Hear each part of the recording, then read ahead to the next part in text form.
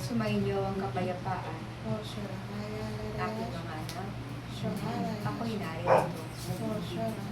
Na laging handang kumalala sa mga panalangin na inyong ginagawa. Sapagkat nais ko na masunod ninyo ang tagubilin ng Diyos. Bilang inyong ina, ako'y laging gagabay sa inyong mga gawain. Sapagkat ako ang itinalaga ng Diyos upang ang kanyang mga lingkod ay aking samahan. Kayo ay nilirang ng Diyos sa gawain ito. Naway batid na ninyo ang kalooban ng Diyos sa inyong lahat. Naway sa pagdating ng panahon ng bugtong na anak ng Diyos ay babatid. Nawa kayo lahat ay magsama-sama sa piling ng Diyos sa pamamagitan ng inyong paglilingkod ng mayroong pag-ibig.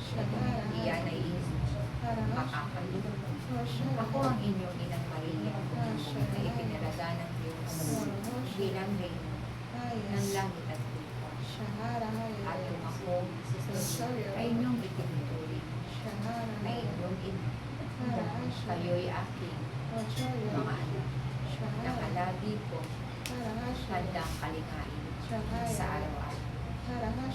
Ang inyong paglulong ay nakikita ng Diyos. Kung kayo man ay dumaranas ng maraming pagsubok, magalak kayo sapagkat ang Diyos ay lagi ninyong kasama upang kayo'y laging gabayan at alalayan. Huwag kayong mag-alala sa maraming bagay na pangsanlibutan sapagkat ang mga ito ay hindi kailangan sa kaharian lang.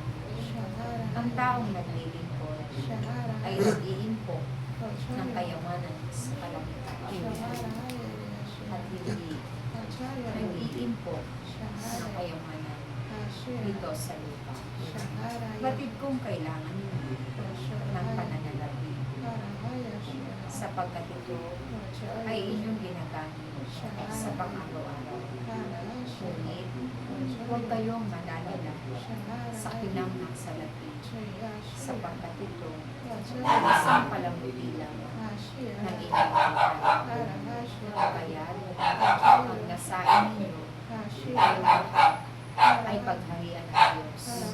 Masunod ang kanyang kalooban upang sa panahon ng inyong pagpanaw ang mga anghel ng Diyos ay magsisiaw sapagkat ang anak ng Diyos ay uuwi sa piling ng amang makapangyarihan sa lahat. Kaya aking mga anak, huwag kayong matatakot sa mga pag-uusig, sa mga pagsubok, sapagkat ang Diyos ay kasama ninyo. Ako na inyong inang Maria ay lagi ninyong kasama. Kayo'y aking aalalayan. Sa pananalangin ninyo ng kapayapaan, ako'y naroroon. Sa pananalangin ninyo para sa mga kanila, ako'y naroroon. Handa kayong samahan upang nang sa ganun ang inyong kahilingan ay aking ihatid doon sa kaharian ng Diyos. Patuloy kayong magsama-sama at magkaisa sa paglilingkod sa Diyos sapagkat tatamunin ninyo ang mga pangako sa tipan ng Diyos na kayong mga sumusunod na mayroong pag-ibig ay pasasaganain niya at ilalayo sa anumang karamdaman. Pupunuin niyo ang inyong mga tapayan. Pupunuin niya ang inyong mga bigasan. At pupunuin niyo ang inyong mga lagayan ng lamis upang nang sa kanan kayo'y hindi magutom sa araw-araw. Iyan ang pangako ng Diyos, aking mga anak. Ang sinumang nakikipagtupang ay sasagana magpakailanman. Kaya't ako na inyong ginagwariya at tinawag ng Diyos, pinili upang sisiklan ng tagapagligtas ng sanlibutan ay patuloy na sumunod at patuloy na naglilingkod. Kaya't kayo, patuloy kayong maglingkod.